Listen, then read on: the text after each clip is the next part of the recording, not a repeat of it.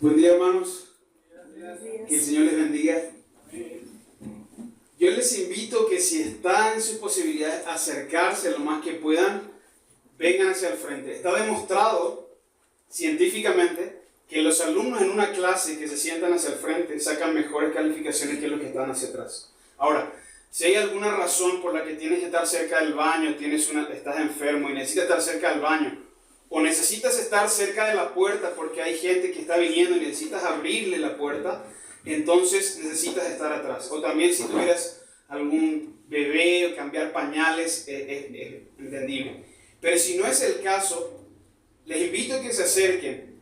Somos pocos, hay mucho lugar acá al frente y es una manera en que podamos estar más cerca y más atentos. Y el Señor va a bendecir también. Siempre que podamos, tratemos de estar lo más al frente posible. Yo cuando escuché y leí ese estudio desde entonces, siempre trataba de sentarme lo más al frente posible. Y la gente pensaba, tal vez en nuestra iglesia en Paraguay, que a lo mejor yo quería ocupar el primer lugar o por ser el pastor o por alguna cosa así, y nada que ver. Más bien quería estar lo más cerca posible para aprovechar lo máximo el mensaje. Vamos a Mateo, entonces, capítulo 4.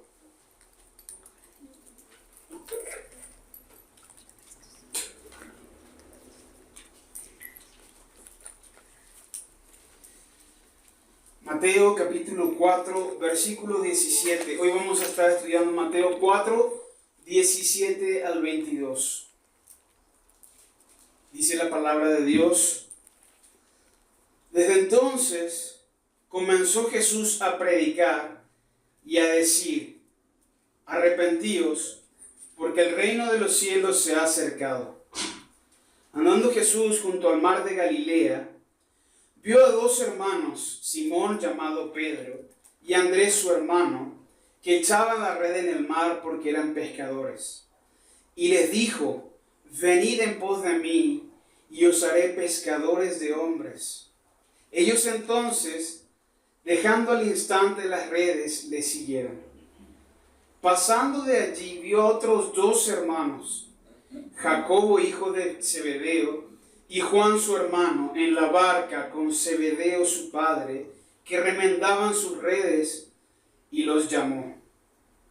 Y ellos, dejando al instante la barca y a su padre, le siguieron. Este es el texto que vamos a estudiar el día de hoy, y nos lleva a hacernos la siguiente pregunta. Tal vez muchas de las cosas que podríamos entrar en detalle de este texto, de las circunstancias de este texto, no las vamos a ver porque ya estuvimos viendo con nuestro hermano Moisés, que vino a predicar y entró en todo el detalle que comparte Lucas acerca de esta circunstancia. Entonces uno podría preguntarse también, a ver, y la historia del pescador, y ya vimos, y de hecho esa historia incluía milagros, y entonces uno podría preguntarse, ¿y por qué Dios entonces repite la misma cosa, verdad? ¿Por qué repite la misma historia? Y una de las cosas que podemos ver es que en la ley, por ejemplo, estaba escrito de que ninguna cosa debía considerarse si no habían por lo menos dos testigos. Y luego Jesús también enseñó lo mismo, ¿verdad? Que si alguno tiene algún conflicto, debe ir y hablar con la persona, y si no, debe tomar a dos testigos. También dice la palabra en el Nuevo Testamento que en boca de dos testigos conste toda palabra. Entonces, una de las razones por las cuales tenemos 4 evangelios es que Dios está dando abundante testimonio, más que solamente lo mínimo, para enfatizar que estas cosas son ciertísimas. Una de las razones entonces por las que se repite esto es para que hayan testigos, como indica la ley misma. Pero otra razón es porque nosotros somos olvidadizos. Entonces, por ejemplo, ya en el Antiguo Testamento hablaba de que estas verdades las repetirás a tus hijos. ¿Por qué? Porque el pueblo se olvida si no se repiten las cosas. También dice en el Nuevo Testamento: no me canso de repetirles estas cosas porque son de provecho y necesarias para ustedes. Entonces esa es una segunda razón por la que se repite lo mismo. Pero también otra razón es que vemos que Dios revela, y como hemos venido cantando que Dios a cada uno llamaba por nombre, también Dios usa y tiene un trato especial con cada uno. De manera que lo que vamos a leer ahora en Mateo de esta misma historia, vemos que nos da a conocer cosas y énfasis. Dios le mostró a Mateo otras cosas que tal vez no lo veíamos de la misma manera con Lucas. Lo primero que nos llama la atención de esta historia es que acá no vemos milagros. Acá, esta historia, simplemente viene Jesús y les llama, le dicen, venid en pos de mí, y ellos vinieron. Y pareciera que no hubo milagros, pero nosotros sabemos, por el evangelio paralelo a la historia, y ya estudiamos con Moisés, cómo es que el Señor obró milagros. Pero tal vez para Mateo acá, o tal vez Mateo no lo recordó, o no le impactó eso, pero tal vez para Mateo el milagro no fue algo importante. Y lo que vemos que este texto resalta de manera especialmente diferente a los otros textos. Acá solamente se resalta una cosa, y es la soberanía de Dios. Dios te dice, te llamo, y ellos al instante vienen. Obedecen. Eso es lo que este texto enfatiza. Cómo ellos responden. Ahora, este pequeño texto del 17 al 22 lo vamos a estudiar en dos pedazos. O vamos a ver dos partes de este texto. La primera va a ser qué mensaje o simplemente qué predicaba Jesús. Y la segunda parte va a ser qué hacían quienes respondían a su predicación o a su mensaje. Y vamos a empezar otra vez entonces leyendo desde el versículo 17. Un momento. Y bueno, les aviso que probablemente esto vaya a ser largo, ¿verdad? Me gustaría que no fuera, pero sea la culpa sobre mí, ¿verdad? Si termina saliendo largo y no era lo que esperábamos. Pero bueno, ya el pastor Paco les preparó, váyanse, tómense café, estírense, no sé, golpéense y pídanle, Dios, ayúdame a entender, ¿verdad? Necesitamos. Entonces, ¿qué mensaje predicó Jesús? Mateo 4:17 dice, desde entonces comenzó Jesús a predicar y a decir, arrepentíos, porque el reino de los cielos se ha acercado. Yo voy a leer como dice la nueva versión contemporánea, lenguaje actual. Dice, desde entonces comenzó Jesús a compartir y a decir, Jesús te ama, Dios te acepta tal como eres. No es cierto, hermanos. Eso yo no lo acabo de inventar. Pero esa es la forma en que nosotros transformamos a veces este mensaje. Dense cuenta de una cosa. Primero, yo cambié la palabra, comenzó Jesús a predicar por comenzó Jesús a compartir. Hay algo que nos avergüenza y nos incomoda de decir, estuve predicando, tuve que predicar. Nos incomoda. Y yo mismo, tal vez ustedes no se habían puesto a pensar en esto, pero yo mismo veo que aún sabiéndolo, caigo en esto. Me da vergüenza decir predicar, ¿verdad? Entonces, me acuerdo la última reunión que tuvimos de evangelismo. Todos decíamos, y cuando compartía una persona, compartía el mensaje, como que predicar nos incomoda muchísimo. Y una de las cosas que sucede es que, por un lado, predicar es algo que tiene una intención conocida, establecida, tiene un solo uso bíblicamente. La Biblia nos dice en muchos textos de cómo se debe, encontramos la palabra en español con nuestra traducción predicar, pero nos incomoda decir predicar. Y en cambio la palabra compartir, bueno, uno puede compartir una torta de jamón, uno puede compartir un rato con su familia, pero predicar no. Predicar es que tú te pongas como una atalaya, como un profeta de Dios, dando un mensaje a la gente que necesita salvación. Por supuesto, nosotros no nos sentimos tal vez dignos y queremos compartir porque no quiero sonar muy arrogante, pero predicar no tiene nada que ver contigo. El mensaje es de Dios y nosotros solamente somos instrumentos de Dios. Pero como decía Paco hace un momento, Dios va delante de sus mensajeros. Así que no debes avergonzarte del Evangelio, no debes avergonzarte de predicar. La palabra menciona específicamente que es algo que debemos hacer y es algo por lo que debemos dar cuentas y es algo muy serio.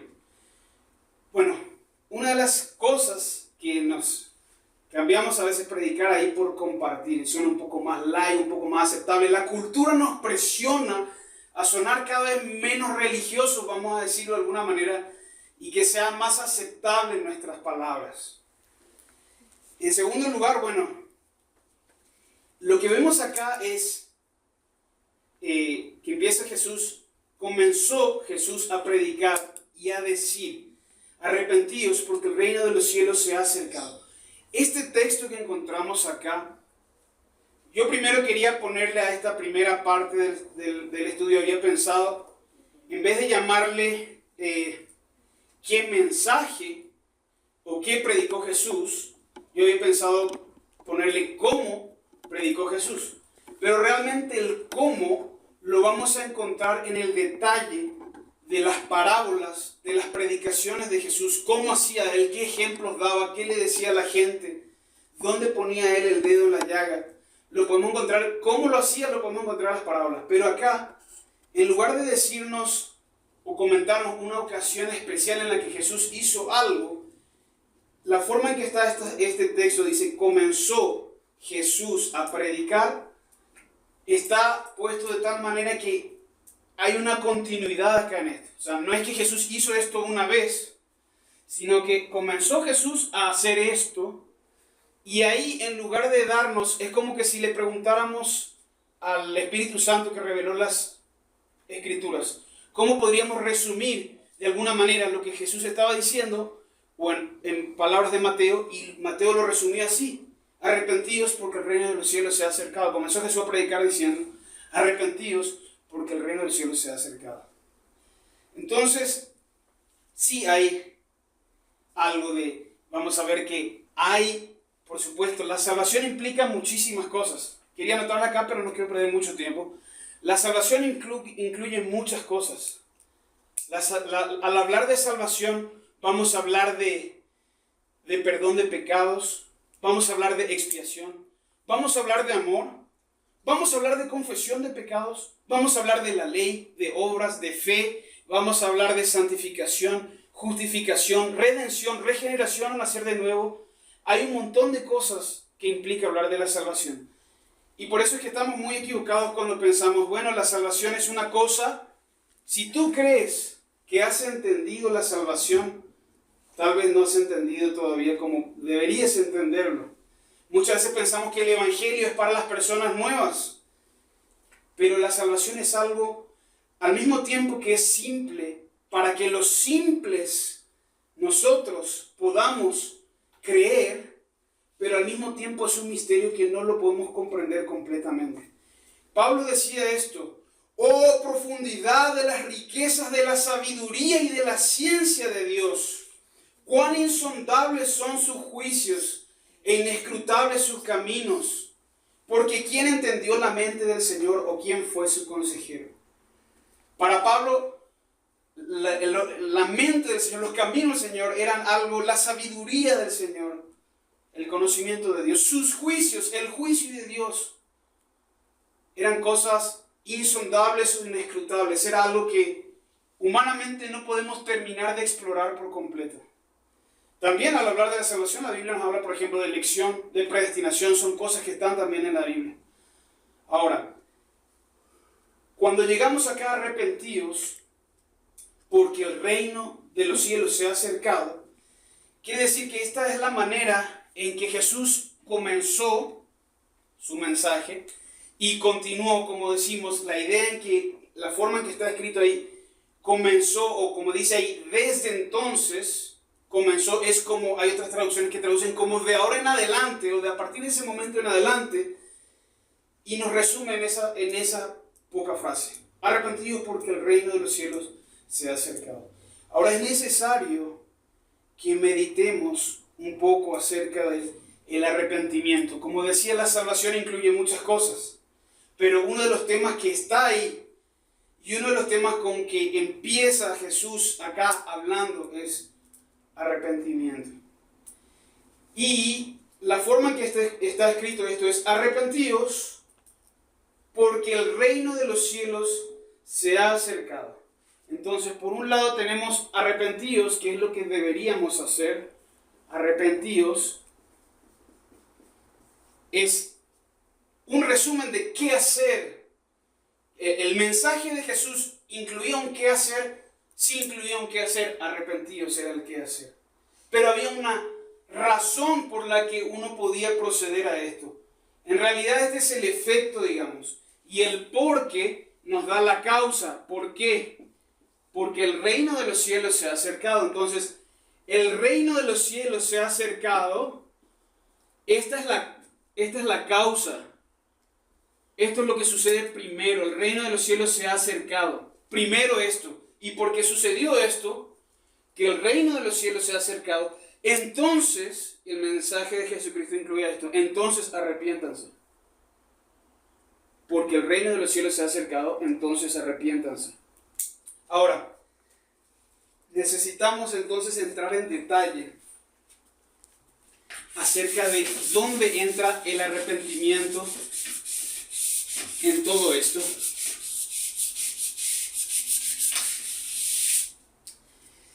Y déjenme ver, tengo un caos acá, tengo un montón de cosas que necesitamos ver, pero no tienen orden, así que sea el Señor ayudándonos.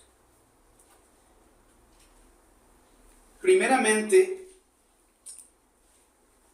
hay un conflicto que tenemos, ¿verdad? Porque nosotros le decimos a la gente: Dios te acepta tal como eres. Y te voy a decir algo: no, Dios no te acepta tal como eres. No te acepta tal como eres. Dice la Biblia: tienes que nacer de nuevo. Y si no naces de nuevo, no puedes entrar al reino. Pero ¿qué queremos decir cuando decimos Dios te acepta tal como eres? Lo que queremos decir no es lo que estamos diciendo, pero lo que queremos decir es que no depende de ti. O sea, que Dios, aunque seas el peor pecador del mundo, puedes venir a Él y Dios te va a salvar si vienes a Él. Eso es lo que queremos decir. Pero lo que decimos es: Dios te acepta tal como eres. ¿Y saben qué ha pasado con esa frase? Han habido iglesias LGBT, personas lesbianas, gays, bisexuales, transexuales, queer, intersexuales, asexuales, plus, etc., donde dicen: Dios me acepta tal como soy. Entonces el mensaje que se entiende con eso es: yo puedo creer en el mensaje de la cruz y está todo muy lindo y Jesús murió por mí, yo lo creo todo eso, y Dios me va a aceptar como yo soy. O sea, Dios se va a acomodar a lo que yo sea o a lo que yo pienso o a lo que yo quiero. Eso es lo que han tomado esas palabras de que Dios te acepta tal como soy para hacer iglesias cristianas LGBTQI+.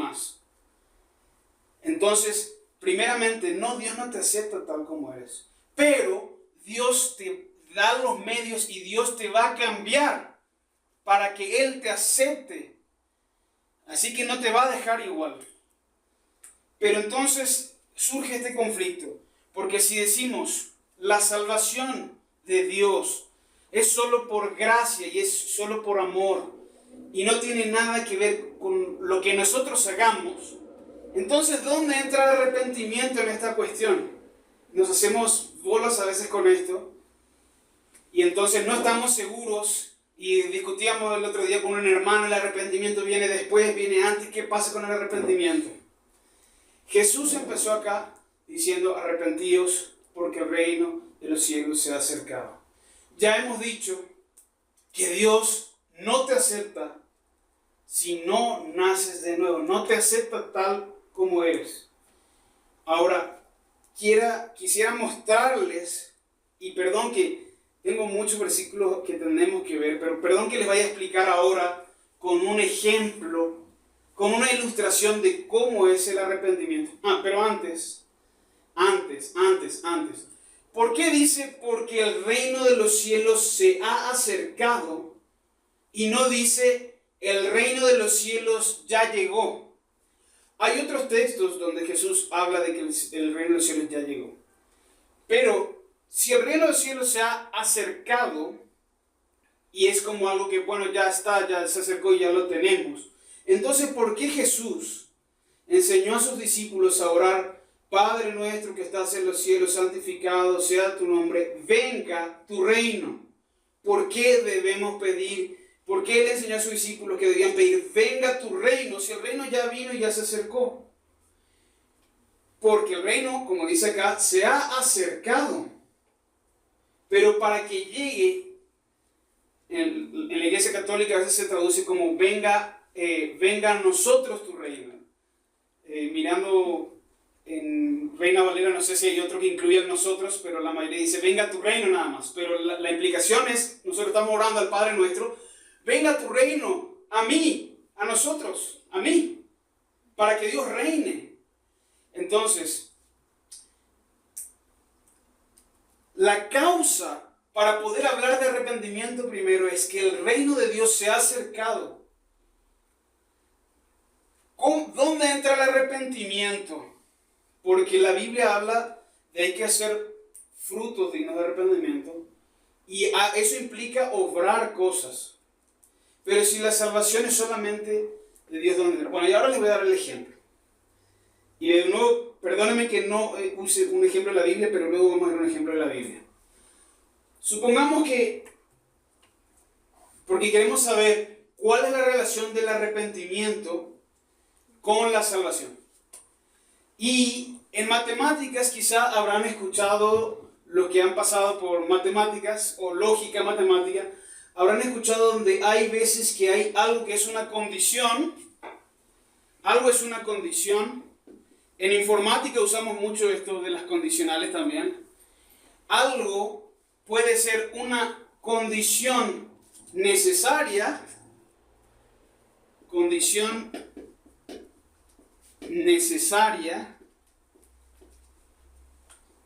y otra cosa puede ser una condición necesaria y suficiente.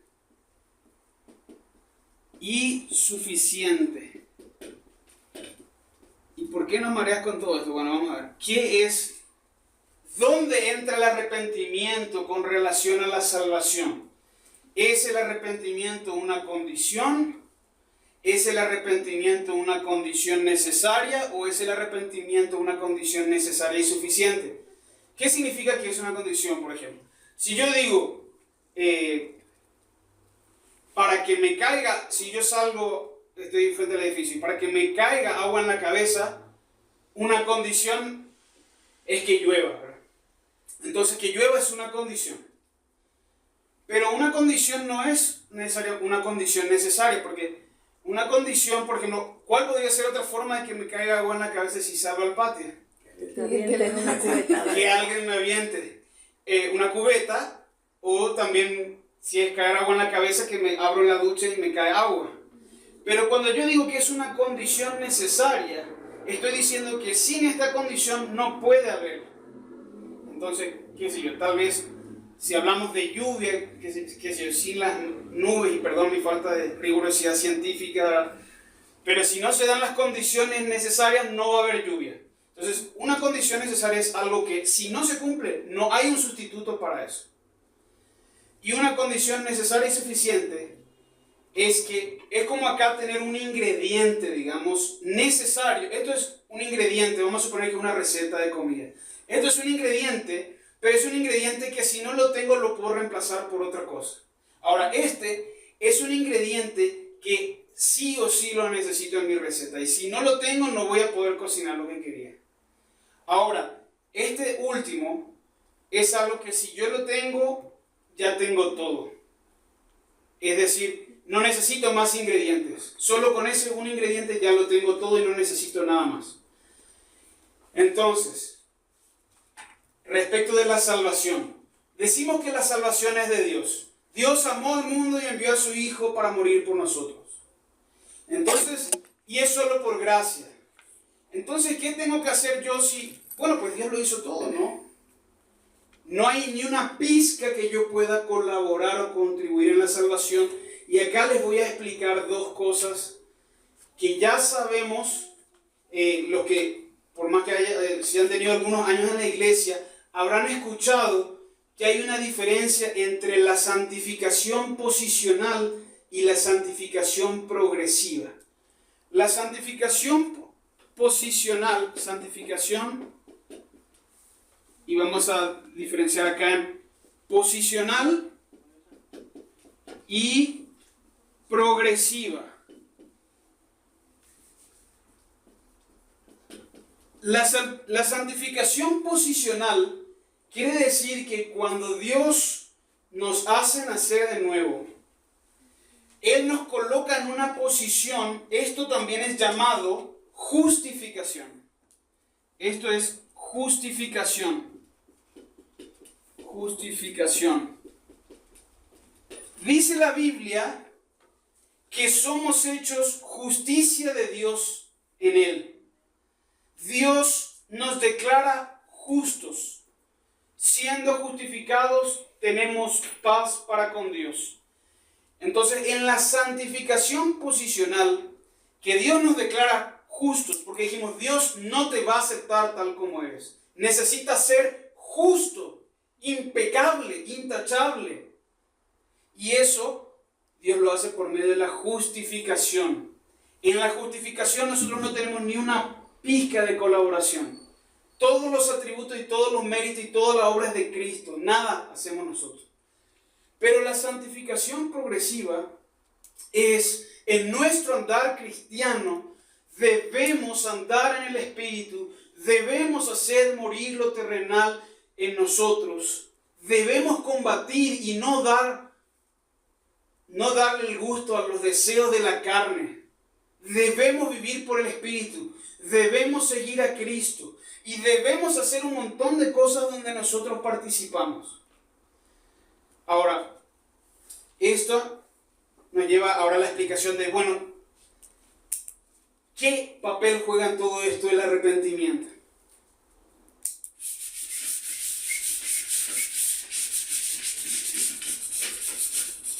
Si el arrepentimiento, si la salvación es solo de Dios y solo por gracia, entonces no me salvo porque me haya arrepentido. Pero la pregunta es, entonces, ¿el arrepentimiento qué es? Si yo me salvo porque me haya arrepentido, digamos, les pido que ahora me entiendan, pero luego con el ejemplo van a entender un poco más. Cuando yo digo que condición necesaria y suficiente, significaría eso. Yo me arrepiento, yo soy salvo. Porque yo me arrepentí. Pero, ¿qué sucede? Que el arrepentimiento no es, porque entonces yo no diría, pues Dios me salva porque yo me arrepentí. No, Dios me salva porque Cristo me salvó, no porque yo me arrepentí. Pero entonces, ¿dónde entra el arrepentimiento? Y ahora les voy a dar un ejemplo. Entonces, si el arrepentimiento no me salva, o no es el arrepentimiento el que me salva, ¿cómo podemos entender el arrepentimiento? Vamos a poner un ejemplo. Vamos a suponer, tenía una compañera de trabajo en Paraguay que decía suponer en vez de suponer. Vamos a suponer que yo le pido al pastor Paco, le digo, necesito tu auto. Necesito tu auto por una semana, porque vamos a salir y vamos a ir a buscar chicos y vamos a hacer una campaña evangelística espectacular. Ya hablé, vamos a recorrer las delegaciones, necesito tu auto. Y el hermano Paco me dice, bueno, pero Vero tiene que llevar a las niñas en la semana. No te preocupes, yo le digo. Pablo va a pasar a buscar a las niñas y a Vero y les va a llevar a su escuela y va a llevar cuando vaya a buscar a Josías. Entonces, ok, me da Paco su auto. Y pasa una semana y yo llego y llega el siguiente domingo y me encuentro con Paco. Y le digo a Paco, voy, y en la semana, Pau tenía que pasar a buscar a la niña y a Vero para irse a su escuela, pero Pau no pasó por ellos. Y además, Vero y Paco trataron de llamar y le bloqueamos su número. Y no podían comunicarse con nosotros. Llegó la hora que ya tenían que salir y no pudieron salir. Entonces, tuvieron que irse en un Didi, tuvieron que reeducarse e irse a la escuela como podían.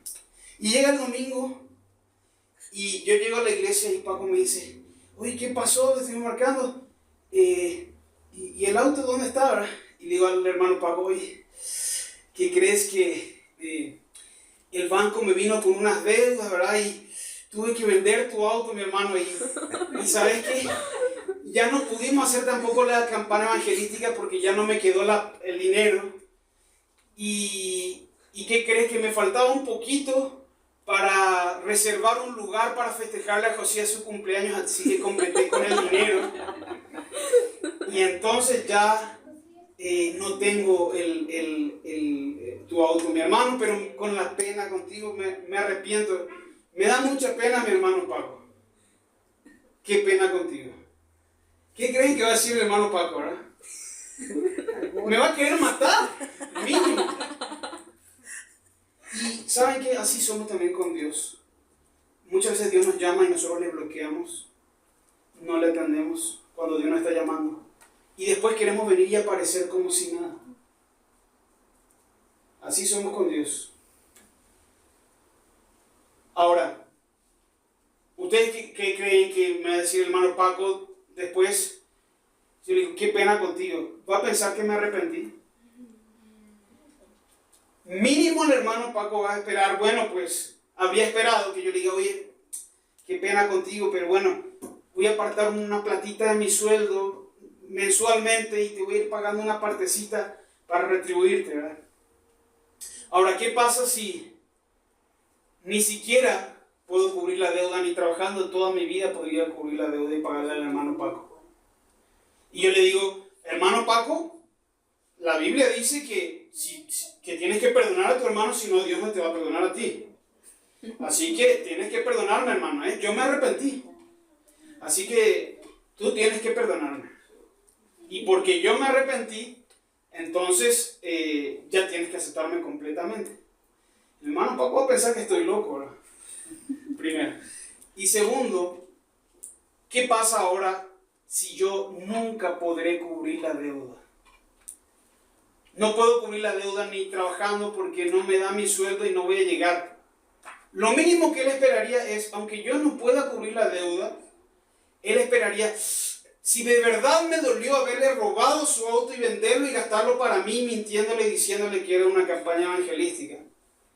Mínimamente yo iba a tratar de, si me apena de verdad, tratar de hacer todo lo posible no voy a poder pagar la deuda tal vez, pero tal vez empezar a darle una partecita, lo que pueda yo darle. Entonces el hermano Paco va a pensar, sí le duele al hermano, sí se arrepintió, ¿verdad? Va a pensar, porque ¿qué va a pensar si yo le digo, ay, mi hermano, cómo me apena, de veras, me duele muchísimo que perdiste tu auto? Pero si yo no estoy dispuesto a hacer nada, va a pensar el que me arrepentí.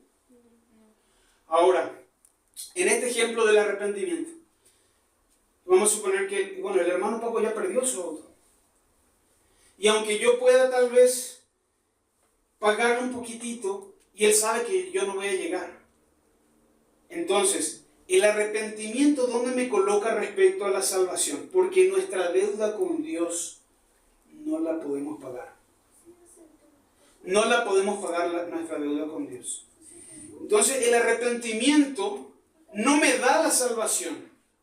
Apenas me coloca, podríamos decirlo de esta manera, porque la salvación es solamente, la justificación es solamente los méritos de Cristo, no los míos. Entonces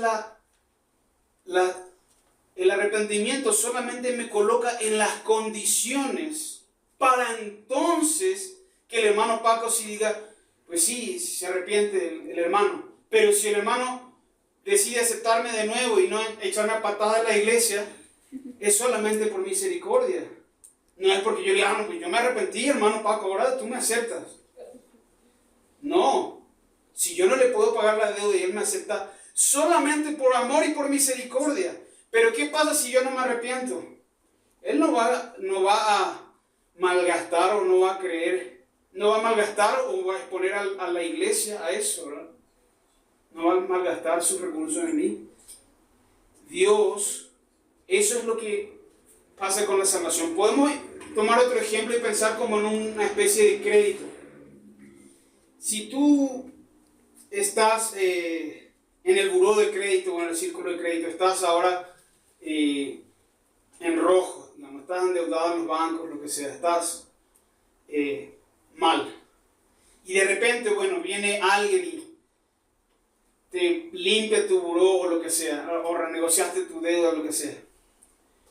En ese momento, ahora estás en condiciones para recibir un crédito. Pero no puedes irte a comprar un departamento y decir, mira, yo no estoy en mi buró, quiero comprar el departamento. ¿Y tienes plata? No, no tengo. Pero quiero comprar ese departamento. No puedo. Solamente ahora no estoy en el buró de crédito, solamente no estoy, digamos, reportado en negro, pero para poder comprar el departamento yo necesito poder pagar una seña y luego tener recursos. Entonces, el arrepentimiento me coloca en las condiciones para poder recibir la salvación. Pero no es directamente sinónimo de haber recibido la salvación. ¿Por qué? Podría haber una persona, por ejemplo, que mira su vida, sus pecados y se siente mal por ella.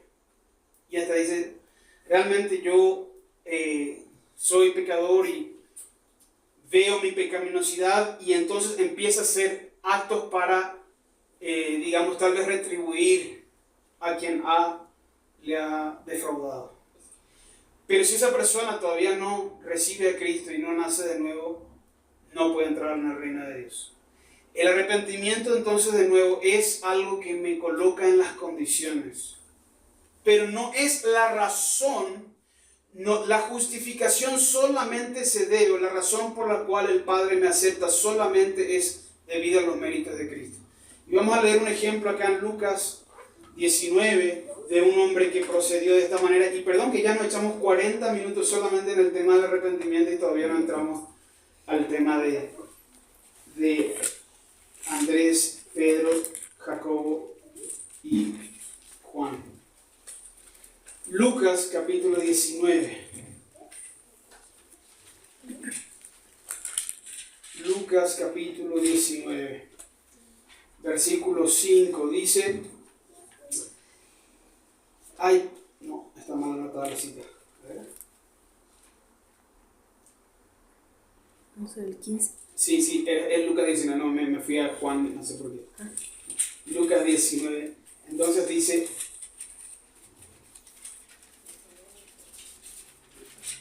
Lucas 19, 5 dice, cuando Jesús llegó a aquel lugar, mirando hacia arriba, le vio y le dijo, Zaqueo, date prisa, desciende, porque hoy es necesario que pose yo en tu casa. Entonces él descendió a prisa y le recibió gozoso. Al ver esto, todos murmuraban, diciendo que había entrado a posar con un hombre pecador. Entonces Zaqueo, puesto en pie, dijo al Señor, he aquí, Señor, la mitad de mis bienes doy a los pobres, y si en algo he defraudado a alguno, se lo devuelvo cuadruplicado. Jesús le dijo, hoy ha venido la salvación a esta casa, por cuanto él también es hijo de Abraham, porque el Hijo del Hombre vino a buscar y a salvar lo que se había perdido. Acá vemos a alguien que realmente se arrepiente, para pensar cómo es el arrepentimiento. No es solamente, ay, me sentí mal, hermano Paco, sino que hace todo lo que está su corazón. Si realmente lamentas algo, intentas devolver, intentas retribuir. No es, ay Dios, me siento mal por mis pecados. Y ahí se queda. Si de verdad lo lamentas, debes cambiar tu dirección.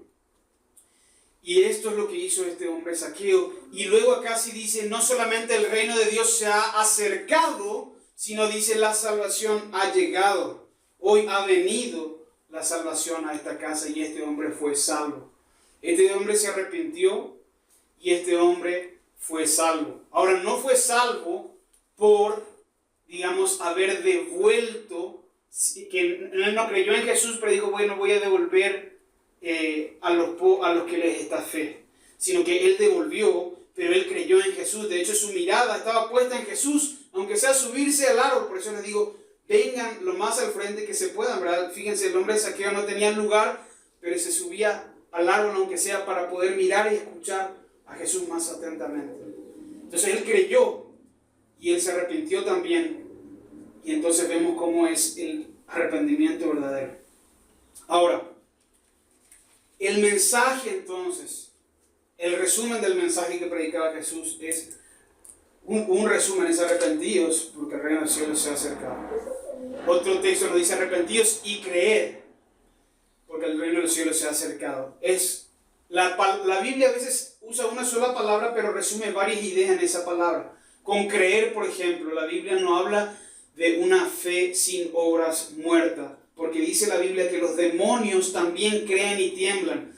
Si tú hablas con una persona y le convences de que Jesús murió en la cruz, y solamente le hablas, de que Jesús murió en la cruz y ahora le salvó, y él solamente cree eso, pues igual que un demonio solamente, si su vida no ha cambiado nada, si solamente él tiene una fe muerta, sin obras de arrepentimiento. Ahora, volvamos entonces a ver cómo respondieron los que escucharon el mensaje de Jesús. Entonces, como decía, esto no es que una ocasión Jesús dijo esto, de arrepentidos porque el reino de los cielos se ha acercado, sino esto es una forma en que se podría resumir en pocas palabras lo que Jesús comenzó a decir, o lo que significaba el mensaje de fondo detrás de lo que él estaba anunciando. Versículo 18 entonces nos dice, andando Jesús junto al mar de Galilea, vio a dos hermanos, Simón llamado Pedro y Andrés su hermano, que echaban la red en el mar porque eran pescadores. Y les dijo, venid en pos de mí y os haré pescadores de hombres. Ellos entonces, dejando al instante las redes, le siguieron. Bueno, podríamos tomarnos un tiempo acá estudiando más acerca de Pedro o acerca de Andrés o acerca de Jacobo y de Juan, pero en realidad acá hay una idea también que se repite. Digamos, Dios ya mencionó Paco durante los cantos, Dios llama a cada uno por nombre y tiene un trato especial con cada uno, y parte de esa idea la podemos ver con Pedro, con Andrés, con Jacobo, con Juan. Pero acá hay una idea que se repite. Versículo 20 dice, ellos dejando al instante las redes le siguieron. Versículo 21, pasando de allí vio a otros dos hermanos, Jacobo hijo de Zebedeo y Juan su hermano, en la barca con Zebedeo su padre, que remendaban sus redes, y los llamó. Y ellos, dejando al instante la barca y a su padre, le siguieron. Lo que nos dice de Pedro y de Andrés es que ellos, dejando al instante las redes, le siguieron. Y lo que nos dice de Jacobo y de Juan es que ellos, dejando al instante la barca y a su padre, le siguieron. Y todo esto nos viene a plantear la pregunta, porque el mensaje que les dijo Jesús a ellos, específicamente cuando los llamó, es venid en pos de mí. Y entonces esto es lo que debemos meditar un momento. ¿Qué es venir en pos de Cristo? Venid en pos de mí, venid en pos de mí. Vamos a ver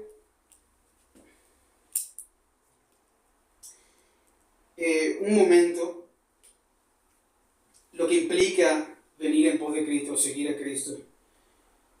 Vamos a ver algunos versículos rápidamente. Lucas 5:28.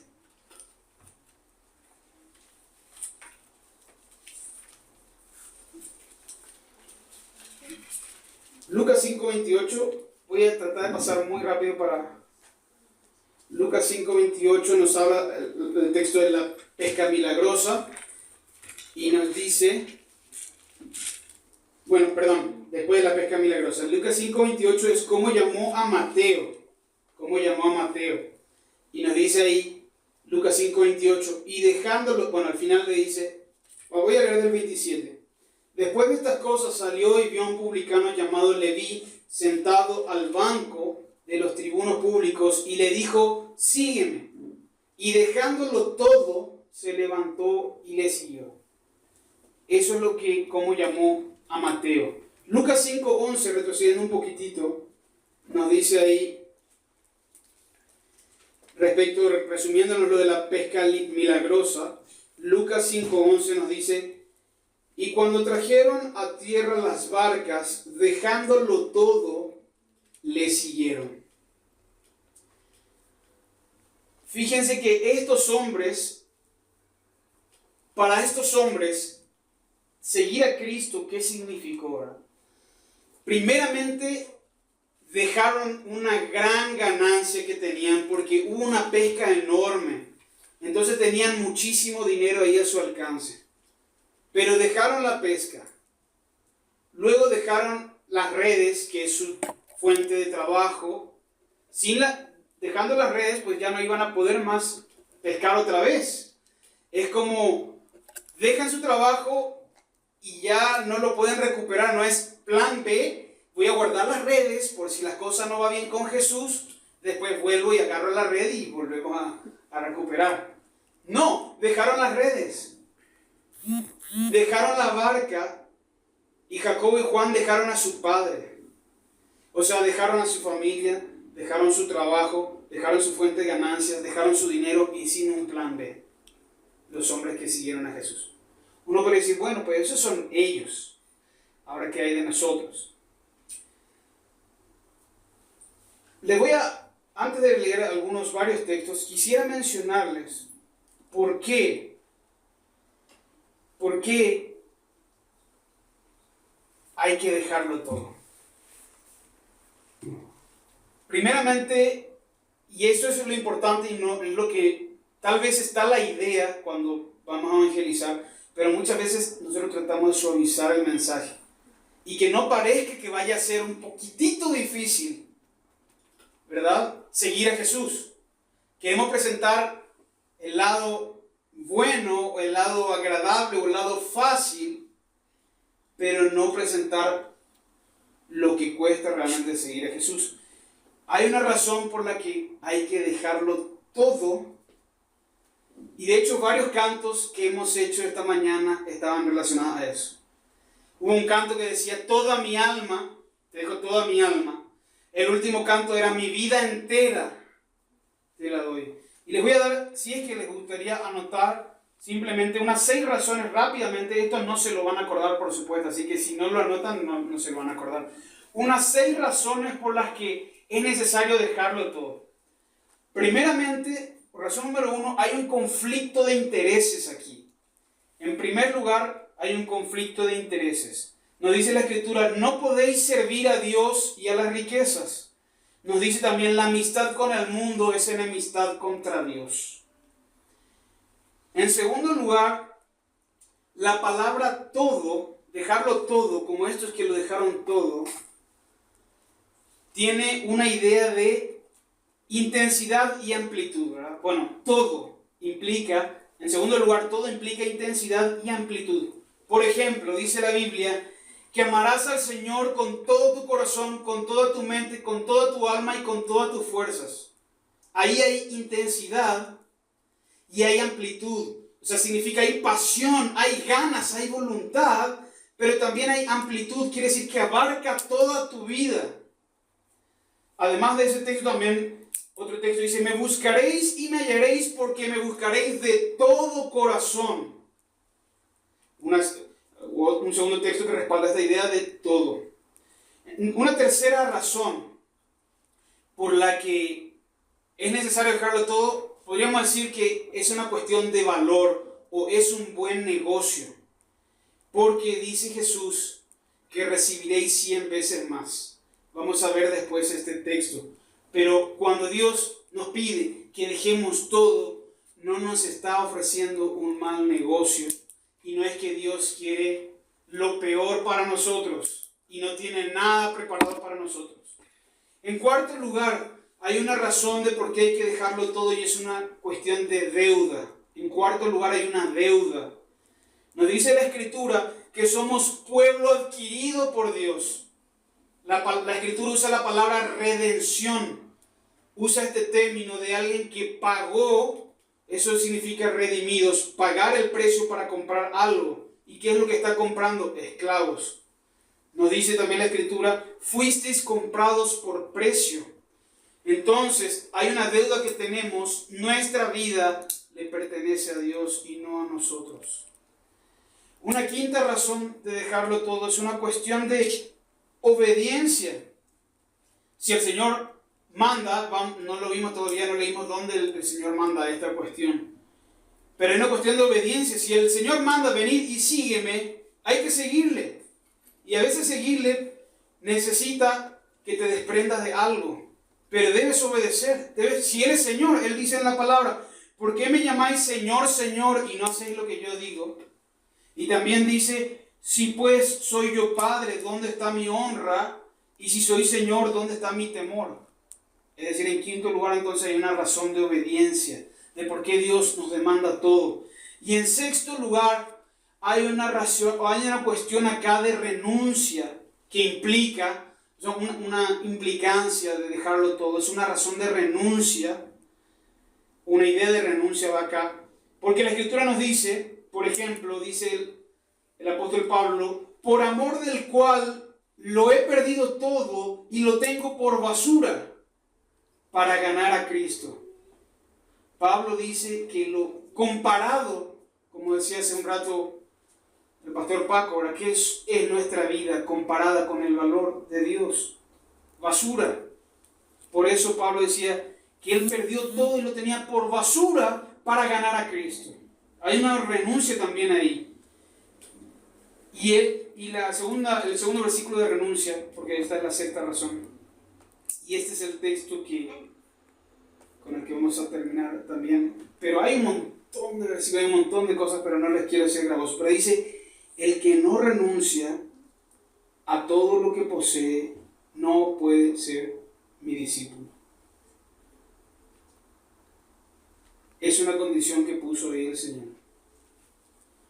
Entonces tenemos por lo menos 6 razones que nos hacen recordar de que es necesario dejarlo todo. Hay un conflicto de intereses, hay algo relacionado a dejarlo todo por la intensidad o la amplitud que implica, hay un valor o es un buen negocio porque Dios nos va a recompensar. Hay una deuda, nuestras vidas no nos pertenecen a nosotros mismos, sino a Dios. Él tiene derecho sobre tu vida. Hay una cuestión de obediencia. Si el Señor te llama y que le sigas, y eso cuesta dejar cosas, debes hacerlo. Y hay una cuestión de renuncia necesaria pedida por el Señor mismo. Vamos a ver ahora algunos textos simplemente, porque ya llevamos 56 minutos. Primeramente decirles que ese es el texto más. Fíjense, vamos a mirar algún ejemplo, por lo menos algún ejemplo. Marcos, acá vamos a encontrar ¿por qué o cómo estoy conectado a esto? De hecho, ustedes pueden agarrar un buscador en la Biblia y buscar, venid en pos de mí. Y busquen todos los versículos en su tiempo libre. Busquen todos los versículos que hablan de venir en pos de mí. A ver qué dice la Biblia que es venir en pos o implica venir en pos de Cristo. Pero vamos a leer. Hay 2 ideas acá, ¿verdad? Una es venir en pos de Cristo y otra es la idea del costo que tuvo para Pedro, Andrés, Jacobo y Juan, que lo dejaron todo. Bueno, pero ahí no dice, uno podría decir, bueno, pero ahí no dice que lo dejaron todo, dice que dejaron solamente la barca, las redes, su padre y los peces que pescaron. Bueno, pero sí lo dice Pedro. Vamos un momento a Marcos, capítulo 10, y Marcos 10, 17. Y les confieso un error que yo he tenido con Pedro. Muchas veces cuando yo veo otro hermano en Cristo que tiene una mayor disciplina, mayor orden en su vida, yo suelo decir que yo más bien me identifico como Pedro, ¿verdad? O sea, un hermano disciplinado así, entonces yo digo, bueno, pues él es como Pablo, y yo soy como Pedro, ¿verdad? El impetuoso, el que se equivoca, el que habla rápido y luego cometió un montón de errores, ¿verdad? Pero estaba muy equivocado. Pedro es un gigante espiritual. Pedro es un gigante espiritual que lo dejó todo. Muchas veces nosotros quizá queremos hacer de menos a Pedro, pero él terminó crucificado según la tradición boca abajo, al revés. por el Señor Jesús, a quien él amó, entregó su vida por el Señor. Pedro era un gigante. Vamos a Marcos capítulo 10, versículo 17, para leer esta historia. Marcos 10, 17, dice: al salir él para seguir su camino, vino uno corriendo, e hincando la rodilla delante de él, le preguntó: Maestro bueno, ¿qué haré para heredar la vida eterna? Jesús le dijo: ¿por qué me llamas bueno? Ninguno hay bueno, sino solo uno, Dios. Los mandamientos sabes: no adulteres, no mates, no hurtes, no digas falso testimonio, no defraudes, honra a tu padre y a tu madre. Un momento, hay una pausa. Cuando queremos estudiar el cómo enseñaba Jesús, estos textos son súper importantes. Todas las predicaciones, todas las palabras, las enseñanzas de Jesús. Jesús, muchas veces cuando alguien le preguntaba algo, Jesús no quería responderle lo que esa persona preguntaba, sino llegar al fondo del corazón, al fondo del asunto. Y muchas veces Jesús entonces, en vez de darle la respuesta a la pregunta, prefería hacer otra pregunta. Una pregunta que lo haga reflexionar. Entonces él le dijo: Maestro bueno, ¿qué haré para heredar la vida eterna? Y Jesús empieza a preguntarle: ¿por qué me llamas bueno? Y no es que Jesús está negando que Él sea bueno, que Él sea Dios, porque Él dice ahí: ninguno es bueno sino solo uno, Dios. Está queriendo llevar al joven a meditar. A ver, si dices que soy bueno, pero solo Dios es bueno, entonces ¿quién soy yo? O sea, esa es la reflexión que está queriendo que el joven piense, y por eso el Señor le respondió con una pregunta. Y luego le dice los mandamientos.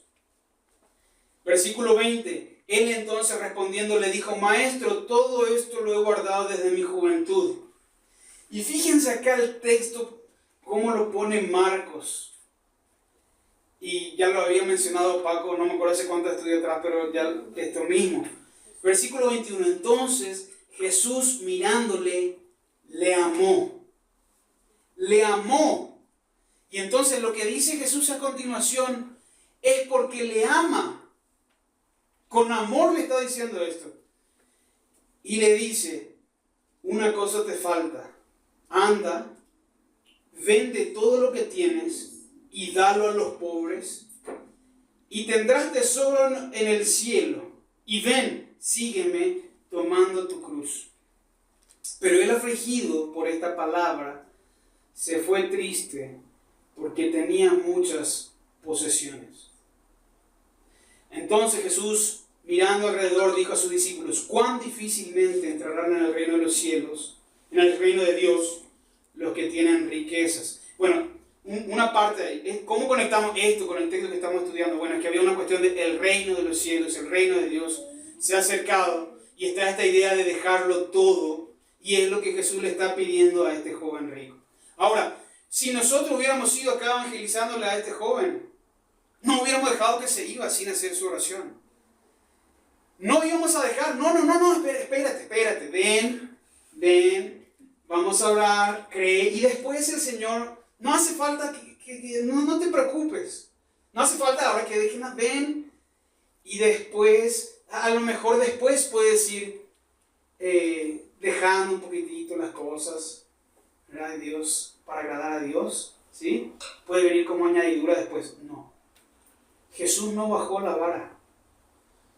Y uno diría: Jesús, qué falta de amor, Jesús, porque le dijo algo muy difícil y lo dejó que se vaya. Entonces Jesús no le ama. Nosotros parece que queremos ser más buenos que Dios, porque nosotros queremos retener a la persona, pero muchas veces, si es necesario, vamos a bajar la vara para acomodar el mensaje, para que no se vaya, pero no lo vamos a dejar ir. Ahora, se fue triste el joven. El Señor le dio exactamente, le metió el dedo en la llaga. Afligido por esta palabra, se fue triste porque él tenía mucha posesión. Versículo 23. Entonces Jesús, mirando alrededor, dijo a sus discípulos: cuán difícilmente entrarán en el reino de Dios los que tienen riquezas. Los discípulos se asombraron de sus palabras, pero Jesús, respondiendo, volvió a decirles: hijos, cuán difícil les es entrar en el reino de Dios a los que confían en las riquezas. Más fácil es pasar un camello por el ojo de una aguja que entrar un rico en el reino de Dios. Ellos se asombraban aún más, diciendo entre sí, ¿quién pues podrá ser salvo? Entonces Jesús mirándolos dijo, para los hombres es imposible, mas para Dios no, porque todas las cosas son posibles para Dios.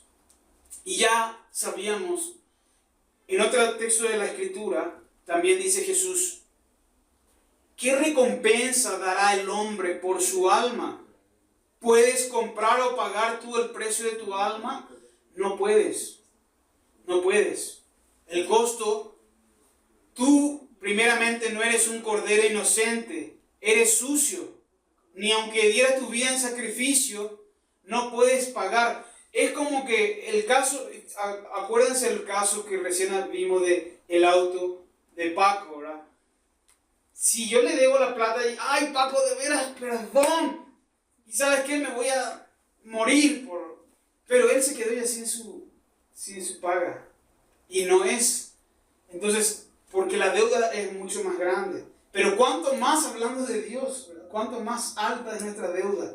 No puedo pagarla, no puedo dar recompensa. Y entonces para los hombres es imposible. Y por eso es que nosotros no podemos contribuir ni con una pequeña pizca de algo para nuestra salvación. Las salvaciones de Dios. Las salvaciones de Dios. Entonces eso es algo bueno porque aun siendo imposible para nosotros, Dios lo hace posible. Es posible en Él. Y Él está anunciando salvación ciertamente. Versículo 26. Ellos se asombraban aún más, diciendo entre sí, ¿quién podrá ser salvo? Entonces Jesús mirando dijo, para los hombres es imposible, mas para Dios no, porque todas las cosas son posibles para Dios. Versículo 28. Y acá está lo que se conecta con nuestro texto también. Entonces Pedro comenzó a decirle, he aquí nosotros lo hemos dejado todo. Y dijo, de cierto os digo, que no hay ninguno que haya dejado casa, o hermanos, o hermanas, o padre, o madre, o mujer, o hijos, o tierras, por causa de mí y del Evangelio, que no reciba 100 veces más ahora en este tiempo, casas, hermanos, hermanas, madres, hijos y tierras, con persecuciones, y en el siglo venidero la vida eterna. Pero muchos primeros serán postreros y los postreros primeros. Bueno, vemos ahí que aunque es necesario, aunque al joven le pidió que tenía que dejar todo, y él no estaba dispuesto a dejarlo todo, no pudo seguir, pero vemos que sí hay hombres, como fue el caso de Pedro, Andrés, Jacobo, Juan, Mateo, que dejaron todo para seguir al Señor. Y el Señor, está bien la pregunta de Pedro, ¿qué recibiremos? ¿Verdad? No es un mal negocio o algo injusto si Dios te pide que dejes todo, porque Él ciertamente te va a recompensar. Bueno, pero todavía alguien podría pensar,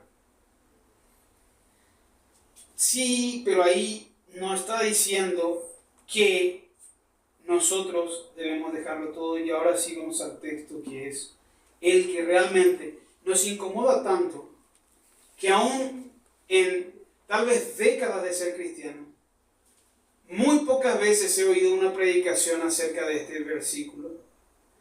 Y cuando pasamos por este versículo, si es posible, vamos a hacer todo lo posible para bajar la vara, para que signifique otra cosa, para suavizarlo o pasarlo rápido por alto y irnos a otra cosa. Si es posible, nos vamos a ir a, qué sé yo, detalles históricos. Nos vamos a ir a hablar otras cuestiones, pero cuando llegamos ahí, ese texto ciertamente nos incomoda a todos.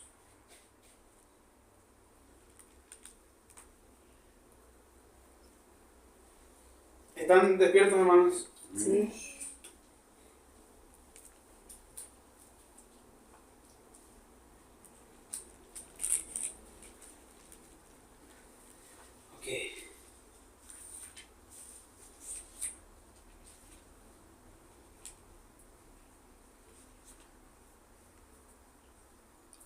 Vamos a Lucas 14, 27, 33.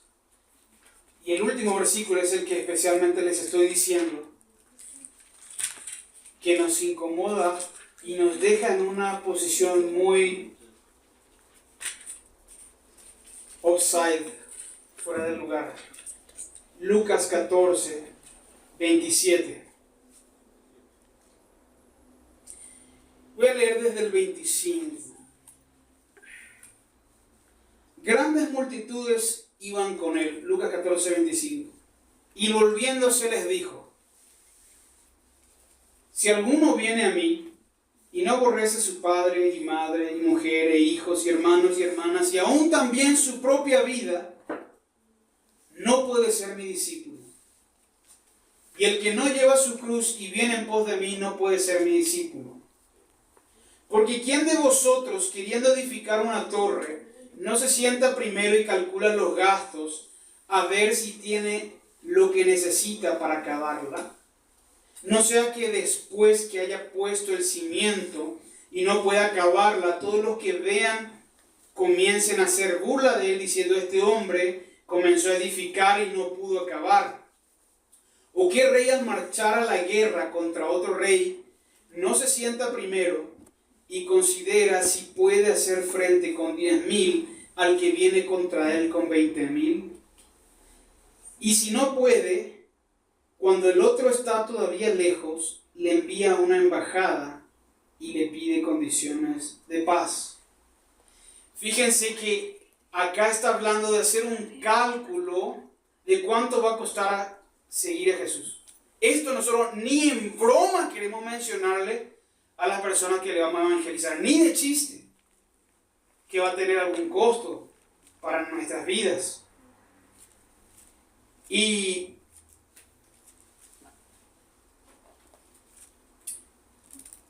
lo que el Señor nos lleva acá es que hay que seguir a Jesús. Miren, la salvación, como hablamos, la justificación es una obra solamente de Dios. Pero seguir a Jesús te hace volverte odiado por el mundo, odiado por los hombres, y tiene un costo altísimo. Entonces, tal vez acá, y esta parábola también incluye el meditar el altísimo costo y meditar que es un costo que no vas a poder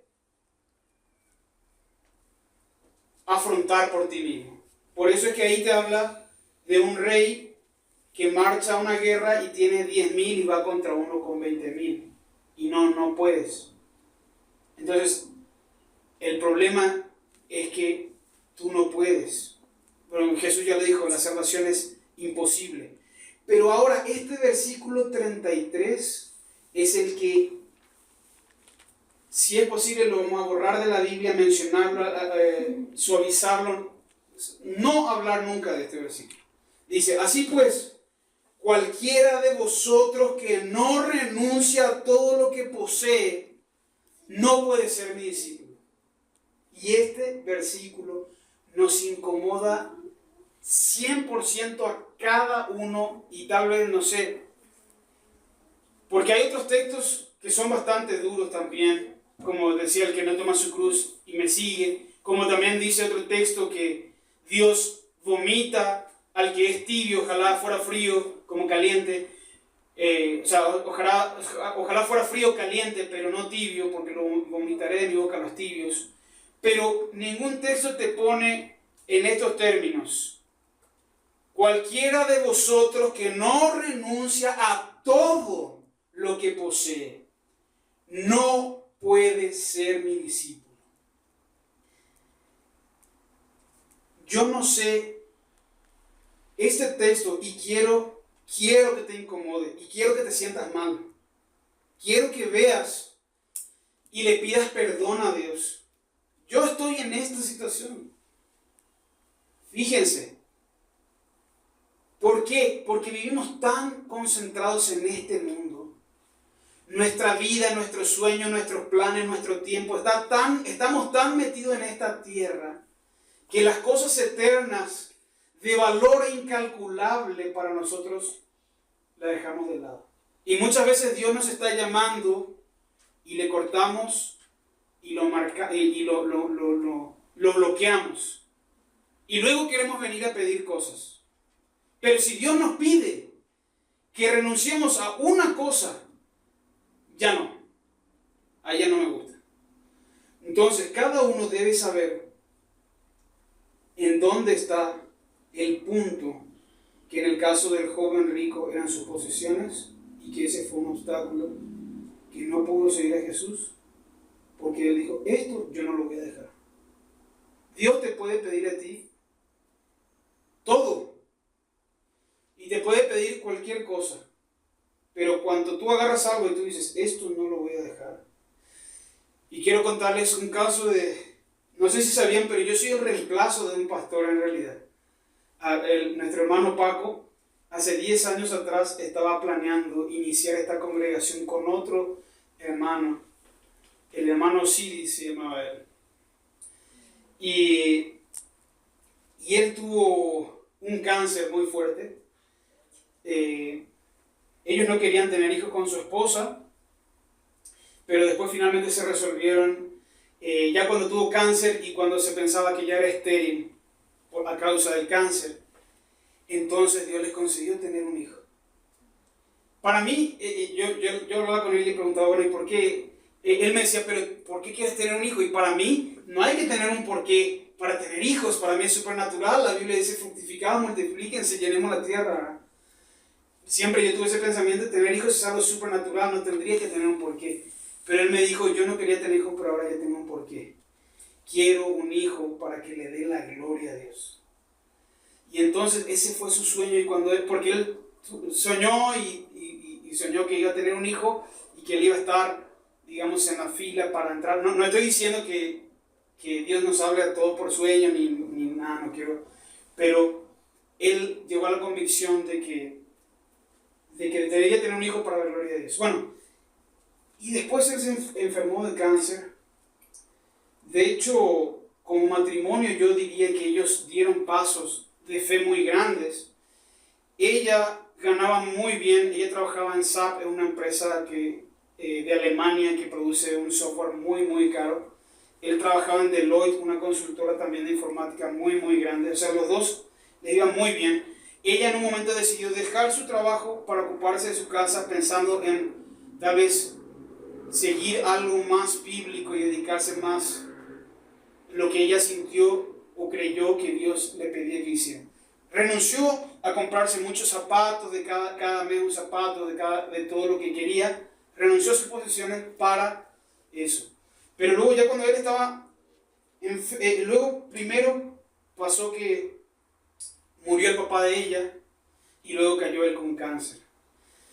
Y lo que resulta es que cuando nuestro hermano Siris estaba en la cama, dicen hermanos que nosotros estábamos en Paraguay cuando se acercaban, y que él oraba, ya nació su hijo, tenía como 1 año, y él oraba y decía, Dios,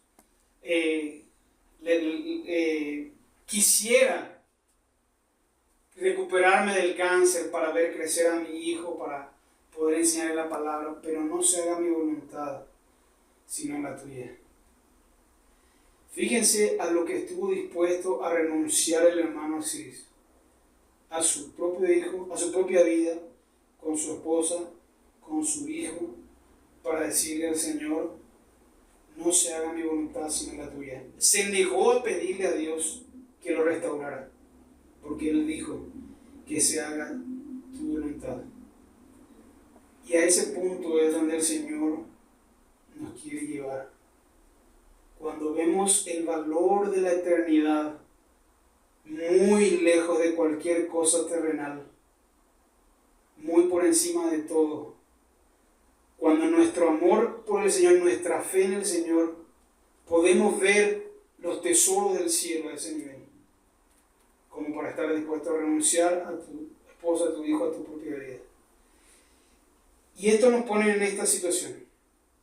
Realmente es, si quieres seguir a Jesús, venir en pos de Él, imagínate que seguramente habrán visto alguna película como La Momia, no sé si han visto, donde donde unos arqueólogos, después de mucho esfuerzo, logran llegar a un tesoro lleno de oro, de faraones, etc., pero que deben finalmente terminar porque se empieza a derrumbar y deben dejar todo el tesoro para salvar su vida. Fíjense cómo es la condición para seguir a Jesús. Imagínate que estás en las vías del tren, parado, y tienes ahí un cofre, una caja fuerte que tiene una manija para levantarla. Y adentro de la caja fuerte está, yo quisiera usar un ejemplo de que hay oro, pero mucha gente, cuando uno llega en Cristo, ya ni la plata ni el dinero a veces ya te de gran estima. Pero imagínate que ahí tienes todo por lo que has trabajado y esforzado durante tu vida. Lo que atesoras está dentro de esa caja, pero la caja es muy pesada. Es muy pesada y no la puedes levantar porque es demasiado pesada. Lo único que puedes hacer es arrastrarla. Pero está viniendo el ferrocarril a toda velocidad. Y como la caja es muy pesada, solo puedes arrastrarla. Y tu única posibilidad de salvar tu vida es soltar la caja. No puedes salvarte estirando la caja porque supongamos que estirar la caja te tomaría 10 segundos para salir de la vía del tren, pero el tren te choca en 3 segundos. Así que o sueltas la caja o te mueres. Eso es lo que implica seguir a Jesús. Tenemos que soltar. Y vamos a orar en este momento y que Dios nos guíe. Y que veas entonces, si quieres seguir a Jesús, ciertamente tendrás que dejar lo que tengas que dejar para seguirle a Él. Y sigamos meditando en lo que significa este texto. Cualquiera de vosotros que no renuncie a todo lo que posee, no puede ser mi discípulo. Vamos a orar.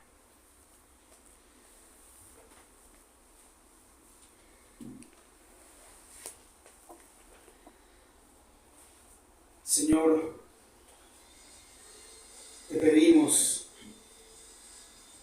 tu gracia, Señor, tu misericordia, que tu Espíritu realmente pueda confrontar nuestros duros corazones que se endurecen de las cosas de este mundo y que muchas veces son las excusas o los impedimentos o los anhelos de nuestro corazón que van en otra dirección y no a seguir a Cristo. Te pedimos, Señor, en tu gracia, tu Espíritu nos quebrante y podamos soltar lo que sea que nos impide seguirte y renunciar a todo, Señor, lo que tú pidas de nosotros, Señor, que tú nos capacites. Humanamente no podemos, Señor, sostenernos en nuestros pies y en nuestras fuerzas, pero las buenas noticias nos han sido dadas. El reino de Dios se ha acercado. Hay buena voluntad para con los hombres y hay alguien que ha pagado el precio. Y si nosotros queremos venir en pos de ti, debemos soltar la pesada maleta que nos ata detrás de los deseos de nuestra carne y de los deseos de este mundo. Te pedimos, Dios, que no salgamos de aquí como oidores olvidadizos. Señor, que no seamos indiferentes al precio de sangre de tu precioso Hijo entregado por nuestros pecados. Ten piedad de nosotros, Señor, y ayúdanos a negarnos, a tomar nuestra cruz, a renunciar a lo que nos impide seguir en pos de ti. En el nombre de Jesús oramos. Amén.